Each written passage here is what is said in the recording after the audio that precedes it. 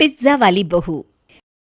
रीना एक कस्बे की थी जिसकी शादी शहर के अच्छे घर में रोहित से हो जाती है।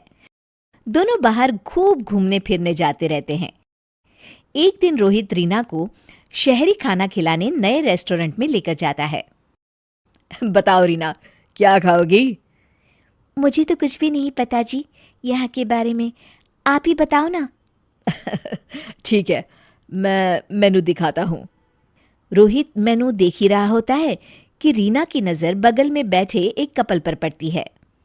सुनिए जी, ये लोग क्या खा रहे हैं? दिखने में कितना अच्छा है, एकदम गोल गोल। इसको पिज्ज़ा कहते हैं।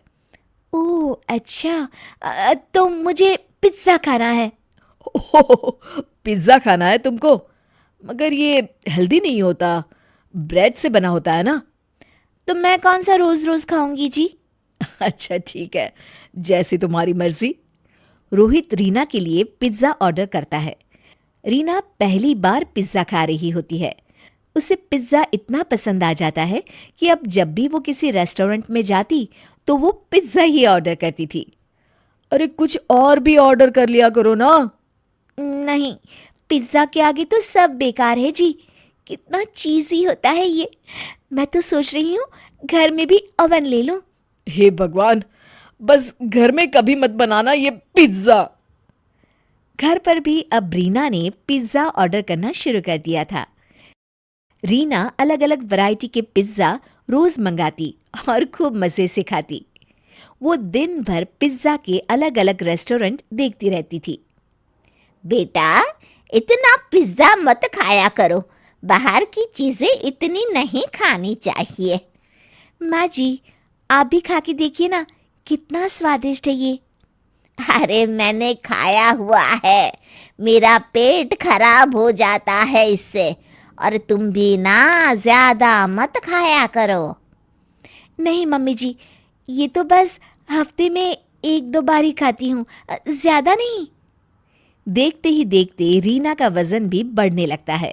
अब वो गोलू मोलू दिखने लगती है, पर उसे इस बात की परवाह भी नहीं थी। रीना, ये क्या हो गया है तुमको?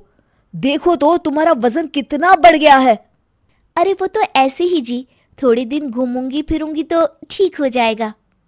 ऐसे ही नहीं बढ़ता है वजन, बल्कि ये जो तुम दिन रात पिज्जा खाती रहती हो ना, उसके कारण अचानक तुम्हारा वजन इतना बढ़ रहा है। आप तो बस मुझे टोकते रहिए जी, मैं आपको बहुत जल्द एकदम दुबली बनकर दिखाऊंगी। हाँ। एक दिन रीना अपने पति और सास के साथ किसी के घर खाने पे गई थी और वहां से लौट ही रहे होते हैं कि तभी आज तो कुछ ज्यादा ही खा लिया, खाना भी बहुत अच्छा बना था। हाँ जी मम्मी जी, बहुत अच्छा था। काश पास्ता की बजाय पिज्जा रख लेते खाने में, तो मजा आ गया होता। तुम सुधरोगी नहीं रीना, इतने अच्छे खाने में भी तुमने सिर्फ इसलिए कमी निकाल दी क्योंकि उन्होंने पिज्जा नहीं रखा। तो क्या गलत कहा मैंने जी? नहीं नहीं, तुमने तो कुछ गलत नहीं कहा, मैं ही गलत हूं। चलो, यहां मुझे थोड़ा काम है, मैं तुम दोनों को यहीं उतार देता हूं। और सुनो, मैं थोड़ा लेट आऊंगा। बेटा, मुझे भी पड़ोस में संध्या जी के पास उतार देना ना। अब ठीक है मम्मी जी। रीना घर पहुंच जाती है और कपड़े बदल ही रही होती है कि कुछ देर बाद दरवाजे पर घंटी बजती है। रीना रीना दरवाजा खोलती है। मैम, आपका पिज्जा। पिज्जा? मगर रीना जैसे ही पिज्जा देखती है उसके मुंह में पानी आ जाता है, लेकिन उसका पेट तो भरा हुआ है। नहीं नहीं, हमने ऑर्डर नहीं किया जी। ओ सॉरी मैम, गलत एड्रेस। रीना खुद को रोक नहीं पाती और जैसे ही डिलीवरी बॉय जा रहा होता है उसको पीछे से रोक देती है। रुको भैया। यस मैडम, वो हमारा ही पिज्ज़ा है। मगर आपने तो बोला कि आपने ऑर्डर नहीं किया था। नहीं, वो मेरे हस्बैंड ने ऑर्डर किया था, मुझे अभी याद आया। कितने पैसे हुए? और रीना उससे पिज़्ज़ा ले लेती है और उसके बाद पेट भरा होने के बावजूद भी पिज्ज़ा खाने लगती है। रोहित और रीना की सास घर पर आ जाते हैं। दोनों देखते हैं कि आधा पिज्ज़ा टेबल पर रखा है और रीना पेट पकड़कर सोफे पर लेटी हुई है। अरे रीना, क्या हुआ तुमको? इस तरह से लेटी हुई क्यों हो?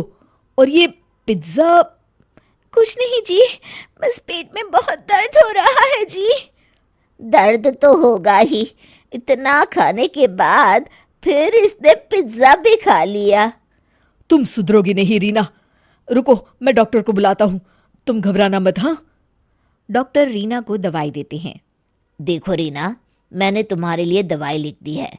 अगले 3 दिन सिर्फ खिचड़ी और दलिया खाना। बाहर का खाना ज्यादा नहीं खाना चाहिए, ये तुम्हारी सेहत के लिए हानिकारक होता है। जी डॉक्टर जी, मैं समझ गई, मैं आगे से ध्यान रखूंगी। और ये पिज्ज़ा तो बिल्कुल भी नहीं। ब्रेड सेहत के लिए बहुत हानिकारक होती है। जी नहीं खाऊंगी डॉक्टर साहब। डॉक्टर जा रहे होते हैं कि रीना उनको रोकती है। डॉक्टर साहब, एक बात पूछनी थी। वो वजन कम करने के लिए कोई टिप्स मिलेंगे क्या? रोहित और रीना की सास एक दूसरे को देखकर मुस्कुराने लगते हैं जी बिल्कुल मिलेंगे। और सब हंसने लगते हैं।